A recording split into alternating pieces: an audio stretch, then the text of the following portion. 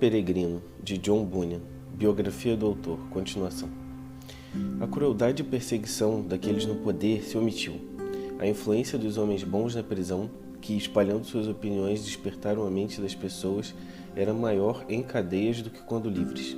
Notavelmente, foi assim no caso de Bunyan.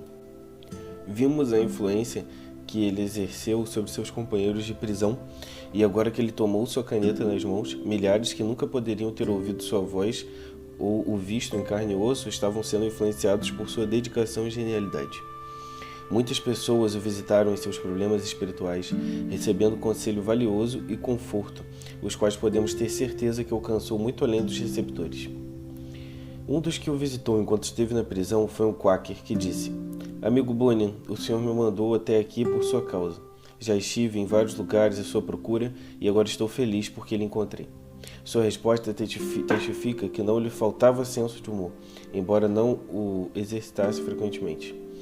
"Amigo," ele disse, "você não fala a verdade ao dizer que o Senhor lhe enviou a mim, pois o Senhor bem sabe que tenho estado na prisão por alguns anos, e se ele tivesse enviado você, lhe teria mandado direto aqui."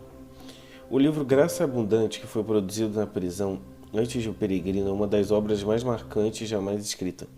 Para aquele que estuda os fenômenos mentais e espirituais, ele possui um interesse ainda maior do que O Peregrino. A luta de Fausto de Goethe entre o bem e o mal não é nada comparada com a luta deste ser humano em busca de luz. O horror de seu pecado e o temor da punição da ira de Deus está sempre presente nele. No seu trabalho diário, em casa, nos campos, dormindo ou acordado, o terrível conflito está constantemente sendo travado, até que alguém imagina se a mente e o intelecto do homem não recuaram. Dúvidas e lutas como estas aqui são registradas. Mandaram muitos para o sanatório, e mesmo em nossos dias, mandaram homens educados para a comunhão na Igreja Católica Romana, pois em nenhum outro lugar as questões que o atormentavam poderiam ser tiradas de seus ombros e resolvidas por eles através das mãos de um guia infalível. A perversão de um homem como o Dr. Newman parece, para aqueles que leram Apologia e escritos recentes, ter surgido da necessidade de aliviar-se de um peso de dúvida que ele mesmo achou intolerável. A Igreja de Roma oferece uma esperança ilusória de paz e tranquilidade para trás espíritos inquietos, como teria sido melhor se tal homem tivesse enfrentado suas dúvidas como Bunyan fez, e achou enfim alívio através do Senhor Jesus Cristo. Tão certo quanto o homem deve morrer, e nesta última tarefa não vai encontrar substituto, assim é o conflito com o pecado e a descrença que cada homem deve carregar na luta consigo mesmo. Nenhum credo, nenhum dogma ou nenhuma assim chamada igreja infalível pode fazer isto por ele. A igreja e seus discípulos, qualquer que seja a sua crença, pode apenas ajudar, mas na mente aflita e atingida devem sempre permanecer o peso e o calor do dia. Graça abundante é o clamor de uma alma sofredora em sua agonia de dúvida e perplexidade em sua busca pela paz. Não pode haver dúvida de que a terrível luta para ele era real. O diabo estava trabalhando nele contra tudo que era bom. As vozes dos espíritos bons e maus eram para ele um incentivo real para fazer o bem ou o mal. E, quanto mais perto ele chegava do que tão apaixonadamente desejava ser, mais terrível se tornava o conflito com Satanás. Em Jerusalém Sinner Savior, Pecador de Jerusalém Salvo, ele diz: "Satanás é contrariado ao se separar de um grande pecador. Por que meu servo," ele cita, "meu velho servo me abandonará agora? Tendo se vendido a mim tantas vezes para cometer iniquidade, me abandonará agora? Seu velhaco horrível, você não sabe que pecou além do alcance da graça e pensa encontrar misericórdia agora? Você não é um assassino, um ladrão, uma prostituta, uma bruxa, um pecador dos maiores e procura por misericórdia agora? Você acha que Cristo vai sujar seus dedos com você? Já é suficiente fazer os anjos ficarem corados," disse Satanás, "ao ver alguém tão vil batendo na porta dos céus pedindo misericórdia. E você vai ser tão ousado para fazer isso?" Para ele, estas coisas eram muito reais e seus pesos e consciências não eram diminuídos, mesmo se fossem falsas metade das acusações. A primeira parte de O Peregrino, que foi composta logo depois, é a mesma história na forma de uma alegoria, contada de um modo muito mais agradável. As dúvidas que traziam temor e as provações de graça abundante tornaram-se, na história de O Peregrino, a narrativa mais deliciosa existente na língua inglesa. Quando o Peregrino tem início, Bunyan parece estar indeciso quanto à sua forma e conteúdo real. Certamente não tinha ideia do que estava escrevendo, uma obra que atrairia mais do que a popularidade comum. Na defesa poética para o livro, ele diz: quando pela primeira vez para escrever peguei caneta na minha mão, eu não pude compreender que não deveria fazer um pequeno livro, de tal modo que tinha me comprometido a outro fazer, que quando estava quase acabado, antes que percebesse, assim havia começado. E assim foi. Sobre o caminho comecei a escrever, e a corrida dos santos nestes dias do nosso Evangelho, até que de repente uma alegoria aparecer sobre sua jornada e caminho para a glória, em mais de 20 coisas a escrever. Isso feito, possuía mais 20 em minha história. Elas de novo começaram a se multiplicar, como fagulha de carvão em chamas começaram a voar. Não, pensei então, que se são produzidas tão depressa, as colocarei de lado, a fim de que, por fim, não provem ser ad infinitum, devorando o livro que já estou começando. Bem, assim eu fiz, mas eu não almejava mostrar a todo mundo minha pena e tinta. De tal modo, eu apenas em fazer pensei. Eu não sabia o que, nem me encarreguei. Desta forma de agradar ao meu próximo? Não, eu o fiz para minha própria gratificação. Nem gastei apenas momentos ociosos neste meu garatujar. Também não pretendia, fazendo isso, apenas me distrair de pensamentos piores que erroneamente me fizeram agir. Assim, levei a caneta ao papel com alegria e rapidamente pus meus pensamentos em preto e branco. Ainda eu puxava, ele vinha e eu escrevia, pois agora, com o meu método quase acabando, até que chegou por fim a ser, em extensão e composição, a grandeza que agora vão ver. Ele mostrou aos seus amigos com os resultados comuns em tais casos, quando o assunto é sobre um personagem novo. E alguns disseram, deixe-o viver. Alguns, deixe-os morrer. Alguns disseram, John, imprimam. E outros disseram, não. Alguns disseram, não. Outros disseram, pode ser bom. Felizmente para o mundo, apesar dos seus amigos, ele pensou, já que vocês estão divididos, eu vou imprimi-lo, e o caso foi decidido. Ele tenta explicar para seu método e propósito e ainda acha oposições tolas. Lhe diz, bem, eu ainda não estou satisfeito. Será que esse livro vai resistir quando testado com efeito? Por quê? Qual o problema? É sombrio? Sim, mas é inventado. E daí? Eu penso que alguns homens, por palavras tão inventadas assim, fazem a verdade reduzir e seus raios brilharem. Mas eles querem solidez. Diga, homem, o que pensa. As metáforas nos deixam cegos. Elas deixariam os fracos se afogarem. Ele justifica seus métodos pela prática dos profetas que usavam muitas metáforas para explicar a verdade. E até mesmo a própria Bíblia. Está em todo lugar, tão cheia de todas as coisas. Figuras sombrias, alegorias, mas lá nascia deste mesmo livro aquele lustre e aqueles raios de luz que transformam essas noites mais negras em dia. O propósito deste livro é indicado a seguir. Este livro é diante de seus olhos esboçado, o prêmio duradouro que pelo homem é buscado. Ele mostra de onde ele vem para onde ele vai, o que deixa incompleto e ao que ele atrai. Também como ele corre e corre mostra, até que aos portões da glória chega. Também mostra aqueles que saem para a vida com velocidade, como se fosse alcançar a última coroa. Aqui também podem as razões compreender, porque eles perdem seu trabalho e como tolos vão morrer. Bunyan, de acordo com o hábito de seu tempo, era costume, como já vimos, de detalhar por um tempo considerável as circunstâncias ligadas à produção da maioria de suas obras. Em sua poética apologia, ou prefácio, nós temos sem dúvida um registro das objeções de alguns de seus amigos. Embora modesto e humilde quanto a seus próprios méritos, ele era um juiz perspicaz de seu próprio trabalho e seu valor não era provável que fosse mais influenciado por críticas hostis do que ser elevado por recomendações e elogios.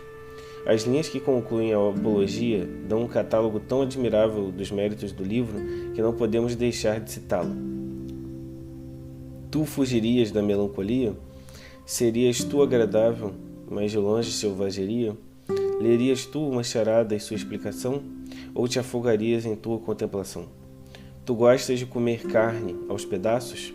Ou veria um homem nas nuvens e falar contigo o ouviria? Estarias em um sonho e ainda assim sem dormir? Ou irias tu em um momento chorar e rir? Tu te perderias sem ter problemas com isso? E de novo te encontrarias sem um feitiço? Tu lerias sozinho sem saber o que leu? E ainda saberias se é abençoado ou não, lendo as mesmas linhas? Venha então, e incline meu livro, juntos sua cabeça e coração. Milhões de leitores enlevados obedeceram à evocação e não há sinal de que a maré de popularidade jamais diminuirá. Já foi traduzido para todas as línguas europeias e para as línguas de nações não cristãs e tribos selvagens. Os últimos encontram em sua forma alegórica as circunstâncias que os levam a simpatizar-se com a obra. Uma edição no dialeto chinês, queremos que traduzida pelo reverendo William Burns, missionário, é ilustrada e as figuras são nativos vestidos com seus trajes típicos, usando tranças. Este livro, que foi iniciado como relaxamento do tédio da prisão e do que ele entendia como estudos e trabalhos mais sérios e mais importantes, estava destinado a ser lido e aproveitado por pessoas de todos os climas, de todas as nações, debaixo do sol. Pois, sem dúvida, ele será traduzido em todas as línguas vivas. Uma tirania cruel e perversa despachou este homem para a prisão, para que ele não pudesse, por sua voz, semear o que eles chamavam de erro e heresia entre o povo de Bedford e seu distrito. E vejam, de sua prisão, sua voz alcançou os ouvidos de todos os homens, exercendo uma influência que nenhum homem poderia estimar. O que, para ele e seus amigos, pareceu uma grande perda para a causa de Deus, torna seu serviço mais triunfante de Deus e seu povo que o mundo já viu. O corpo estava aprisionado, mas a mente estava livre, e a glória de Deus foi obtida pelas cadeias que prendiam seu corpo de um modo que dificilmente teria se apresentado se ele permanecesse livre. Livre ou em cadeias, ele não temia nenhum homem e muito fez para fortalecer a coragem daqueles que temiam fazer uma confissão aberta de sua fé. Em Israel Hope Encouraged, Esperança de Israel Encorajada, ele diz: há milhares que não ousam nem pensar em sua religião, por causa do poder do inimigo que eles contemplam. Quando eles não veem ninguém, mas os espantalhos que o diabo ergueu, pois contam os perseguidores do povo de Deus apenas como espantalhos do diabo, pois o velho inimigo mesmo está quieto. Ainda assim, digo, como eles ficam amedrontados, como ficam impressionados. Quantos inimigos da religião esses conterrâneos têm visto hoje? Sim, eles tão logo irão aventurar-se a correr o perigo do fogo do inferno, como se levado pelos inimigos para este caminho.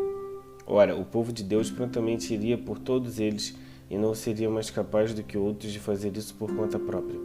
Portanto, eles são entrelaçados, cercados e defendidos pela misericórdia, que é a verdadeira causa de fato de sua devota perseverança. Quão característica é essa noção de que quando o diabo tem muitas pessoas para fazer o seu trabalho e fazer o papel do próprio espantalho, ele mesmo fica quieto. Não temos meios de saber a data exata da publicação de O Peregrino, se foi lançada antes do relaxamento de sua prisão ou logo depois. A segunda edição, com inserções, foi publicada em 1678 e tão rapidamente foi vendida depois desta data que a 10ª edição data de 1685. Este maravilhoso sucesso trouxe-lhe um bando de imitadores. Houve muito que lhe acusaram de plágio por certos livros de caráter semelhante, a maioria dos quais, como notou Sir Walter Scott, ele nem poderia ter visto e alguns deles não eram em inglês. Ele não poderia tê-los lido, mesmo se tivesse de posse deles. Nos versos do prefácio de The Holy War, a Guerra Santa, ele deixa uma réplica indignada a essas pessoas. Alguns dizem que o peregrino não é meu, insinuando que brilharia eu com o nome, fama e o valor de outro tomando, como alguns que ficam ricos ao seu irmão roubando.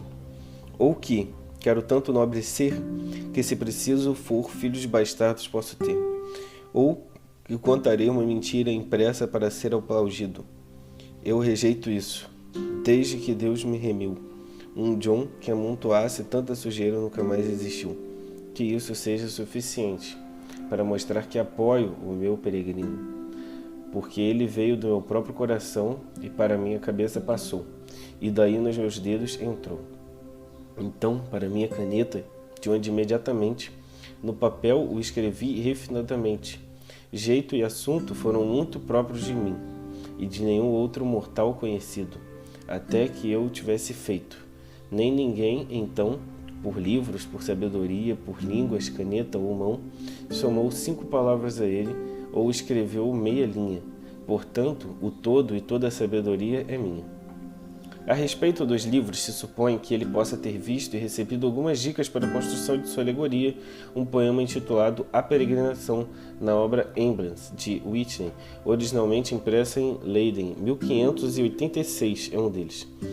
The Voyage of the Wandering Knight, A Viagem do Cavaleiro Errante, uma tradução do francês de Jean de Cartney, um frei carmelita, é outro. E também a obra de Bernard, Eyes of Men, or the Legal Proceedings in the Mancher Against Sin, Ilha do Homem, ou Os Procedimentos Legais do Homem contra o Pecado. Este último era um livro popular no tempo de Bunyan e ele não poderia não tê-lo visto e nem estar familiarizado com seu conteúdo. Salta e diz: há tanta sabedoria nele quanto em O Peregrino, e é esta veia de sabedoria que Bunyan trabalhou com tanto sucesso.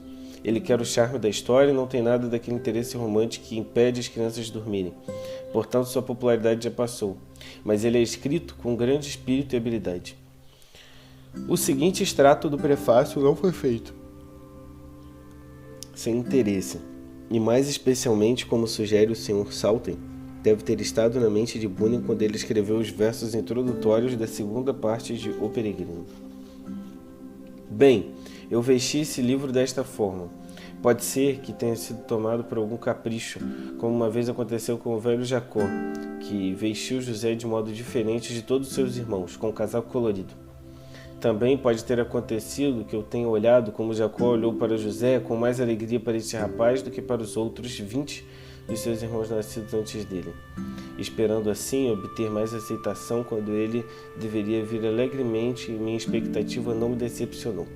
Não me enganei como quando Jacó mandou José aos seus irmãos invejosos, pois não foram centenas, mas milhares que o receberam bem em suas casas. Eles diziam que gostavam de sua fisionomia, seu hábito, seu jeito de falar bem, embora outros não estivessem muito satisfeitos com isso. Mas quem pode agradar a todos? Ou como pode alguém assim escrever ou falar de modo a satisfazer a todo homem? Se alguém estiver enganado quanto a mim, insultá-lo demais em sua apreensão carnal, que ponha a culpa em si mesmos, e não em mim ou nele, pois a culpa é só deles, a qual desejo que corrijam. Você que gosta dele, oro para que o aceite, pois é para sua meditação espiritual que o mandei sem estes conteúdos e mais notas de rodapé. O seu traje não é nem um pouquinho alterado, o qual é constrangido por ele a vestir, não apenas em dias de trabalho, mas até mesmo em feriados e domingos, também, se viajar. Uma roupa mais adequada não tenho para ele. Se eu enviasse o pobre rapaz nu, sei que não lhes agradaria. Este casaco dele, embora não seja reformado quanto ao estilo, é feito um pouco mais longo, pois embora desde o seu nascimento até hoje seja quase um ano, ele já está um pouco maior. Mas acho que já atingiu sua estatura total. Então ele será um pigmeu, para ser carregado por aí no bolso de qualquer homem. Eu rogo a vocês, desta segunda vez, que o aceitem e o usem como pretendi e colherão os frutos. Mas eu os proíbo de não ficarem felizes com ele como cristãos. Então adeus a todos, com muitos bons desejos a todos. R.B. 28 de maio de 1647. Em 1683, esse livro já tinha atingido a marca da 16ª edição.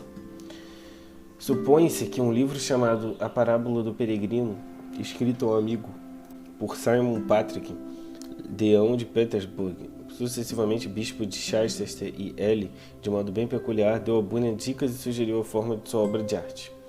O valor de sua sugestão pode ser julgado a partir do fato de que o prefácio e a inscrição do bispo à obra é datado de 1672 e que não foi publicado até 1678, tendo sido a primeira parte de O Peregrino escrita muito antes de seu surgimento, e uma segunda edição dele apareceu no mesmo ano em que foi publicado. Sir Walter Scott, na Quarterly Review, diz: Se o Dr. Patrick tivesse visto O Peregrino, ele teria provavelmente, pelo orgulho do aprendizado acadêmico, desprezado a ideia de adotá-lo como um modelo, mas em todo caso, como homem de verdade, nunca teria negado a obrigação se estivesse devendo uma. John Bunyan, por sua vez, desprezaria a ideia de todo o coração de pegar algo emprestado do Deão.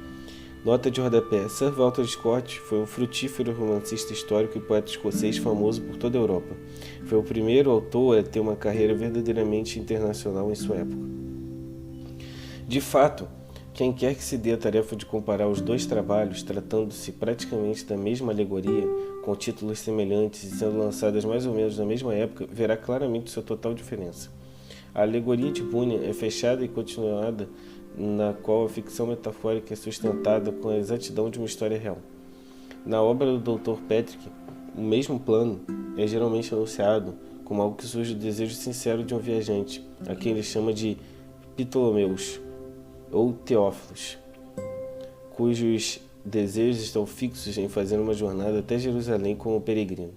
Depois de muita incerteza causada pelos impedimentos de guias falsos que recomendavam rotas diferentes, ele é enfim recomendado a um guia seguro e inteligente. Teófilos se apressa a se pôr sobre seu cuidado e o bom homem dá as suas instruções para o caminho, com riqueza de detalhes, de modo que todos os perigos de errar e com períodos diferentes possam ser seguramente evitados.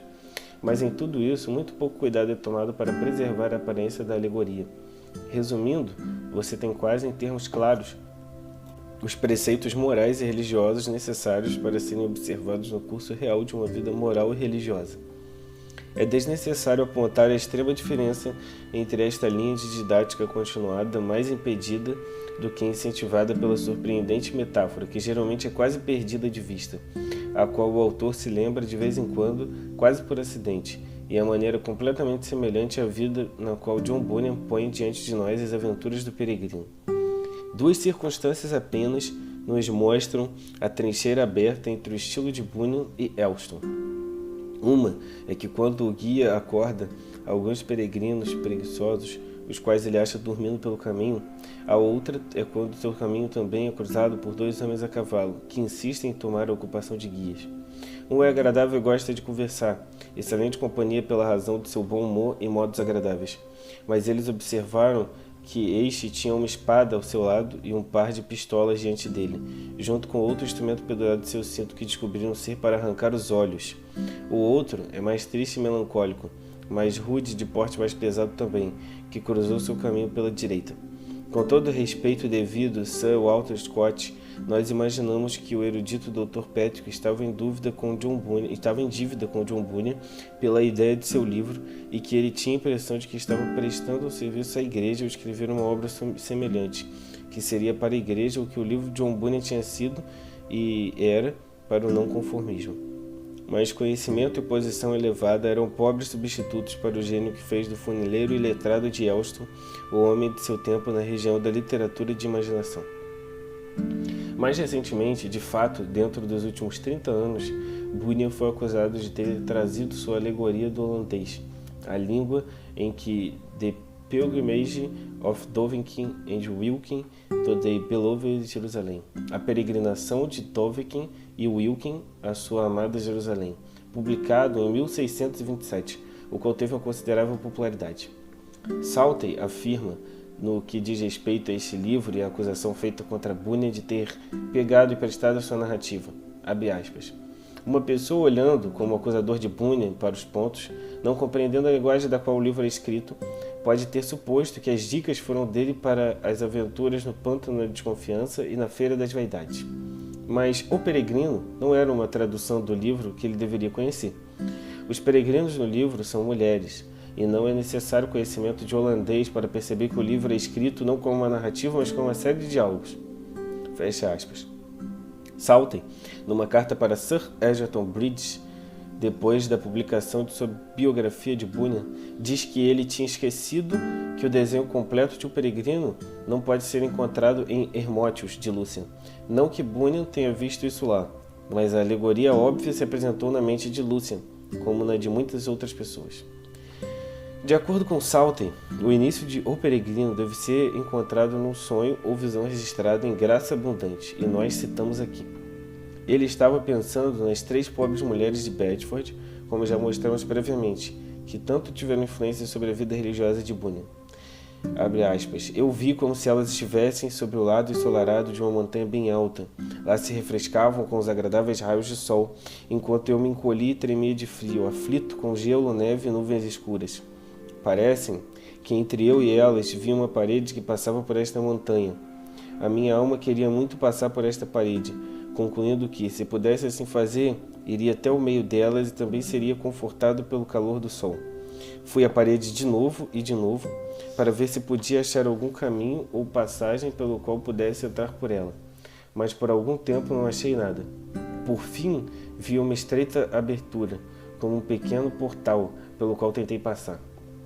Como a passagem era bem pequena e estreita, fiz um grande esforço para entrar, mas tudo em vão, até ficar exausto pelo esforço de tentar atravessar. Finalmente, com grande dificuldade, pensei primeiro ter passado minha cabeça, depois como escorregou meus ombros e meu corpo todo. Então fiquei extremamente feliz. Fui e sentei no meio delas, fui confortado pela luz e calor do sol. Agora a montanha e a parede foram feitas para mim. A montanha significava a igreja do Deus vivo, o sol que brilhava sobre nós, o brilho confortador de sua face sobre aqueles que estão dentro dela. A parede, que pensei ser a palavra, que de fato traz separação entre os cristãos e o mundo, e a abertura da parede, pensei ser Jesus Cristo, que é o caminho para o Pai. Mas, uma vez que a passagem era tão maravilhosa e estreita, tão estreita que não pude entrar, a não ser com grande dificuldade, isso me mostrou que ninguém pode entrar na vida eterna a não ser aqueles que são sinceros, a menos que tenham também deixado aquele mundo iníquo para trás, pois aqui só havia lugar para o corpo, a alma e o pecado. Fecha aspas. A linguagem de O Peregrino mostra sua ligação estreita com a Bíblia e também com o Livro dos Mártires, de John Foxe.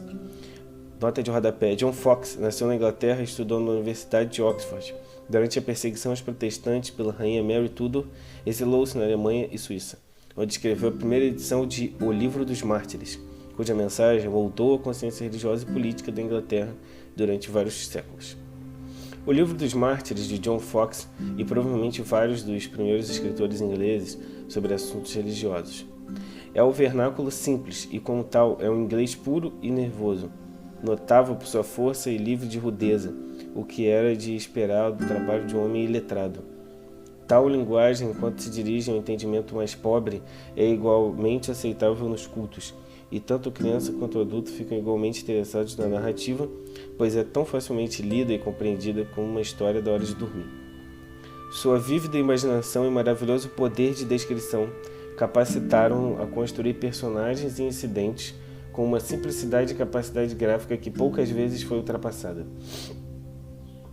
Disraeli, o ancião, chama-o de o Spencer do povo, e embora haja uma vasta diferença entre o culto e o imaginativo poeta, que se misturou com o melhor da sociedade do seu tempo, e o autor iletrado de O Peregrino, ainda assim qualquer comparação entre eles deve resultar no estabelecimento da vasta superioridade que Bunyan sobre o escritor intelectual de Faerie Queene. Sir Walter Scott diz: em um estilo de composição considerado venerável por sua antiguidade e ainda mais pelo propósito ao qual foi aplicado, John Bunyan, embora subestimado, foi um mestre distinto. De nossa parte, somos inclinados a permitir-lhe, na simplicidade de sua história e sua própria perspicácia, e, se o leitor preferir, sua objetividade própria de um estilo simples, uma superioridade sobre o grande poeta com quem foi comparado por Disraeli, que, considerando os dois escritores como alegoristas, pode, em alguns sentidos, contrabalançar as vantagens de uma mente repleta de educação, uma cabeça cheia de graça e liberdade poética, resumindo as várias indescritíveis distinções entre o amigo de Sidney e Harry, o fascinante poeta da terra do imaginário e o obscuro funileiro de Elston, o auto-eleito representante dos anabatistas de Bedford. Ambos contaram uma história expressiva para os propósitos da religião e da moralidade. Spencer, sob a guisa de um romance de cavalaria, enquanto Bunyan lembrou o esboço de um conto de fadas popular com suas combinações de gigantes, anões e magos. Até aqui eles se assemelham. Se o último escritor permitir ao primeiro a vantagem de uma imaginação mais rica, um gosto incalculavelmente mais cultivado, o não educado homem do povo pode por sua vez reclamar sobre Spencer a superioridade devido a um plano mais simples e bem forjado, do qual ele não foi tentado a se afastar. Spencer desejava, sem dúvida, ajudar a causa da virtude, mas fez isso no caráter de um moralista frio e desapaixonado, facilmente seduzido e afastado desta parte de sua tarefa pelo desejo de fazer elogio a alguma cortesã, ou moça nobre, ou mero desejo de dar uma visão maior à sua imaginação. Bunyan, pelo contrário, ao recomendar suas próprias opiniões religiosas aos leitores de seu romance, ficou impressionado todo o tempo com o sentido da sagrada importância da tarefa para o qual ele sobreviveu à pobreza e ao cativeiro. E foi, não duvidamos, preparado para morrer. Temos certeza de que, para ganhar o favor de Charles e toda a sua corte, ele não guiaria os cristãos para nenhum único passo longe do caminho estreito e reto. Sua excelência sobre Spencer é que seus pensamentos poderosos eram todos direcionados a um fim solene e sua fértil imaginação se ocupava de tudo que pudesse dar vida e variedade à sua narrativa e vigor e consistência ao espírito de sua alegoria. Cada pensamento seu voltava-se para fortalecer e confirmar a racionalização da qual dependia o seu argumento. Nada é mais admirável do que a aguda imaginação com a qual, ainda mantendo o olhar sobre seu propósito principal, Bunyan consegue extrair dos detalhes mais insignificantes os meios de estender e fortalecer a sua impressão. Este extrato é tão admirável e claramente expresso quanto é verdadeiro. Extraímos 2 estrofes de Faerie Queene de Spencer, como indica de ficar lado a lado com o quadro de O Peregrino. Daquele lugar distante, ele mostrou um pequeno caminho íngreme, que uma boa cidade à sua visão levou, cujas paredes e torres foram construídas altas e fortes, de pérola e pedras preciosas que línguas terrenas não podem descrever, nem com sabedoria o homem pode contar, uma cantiga muito elevada para eu cantar. A cidade do grande rei, como era bem chamada, onde a paz eterna e felicidade tem sua morada.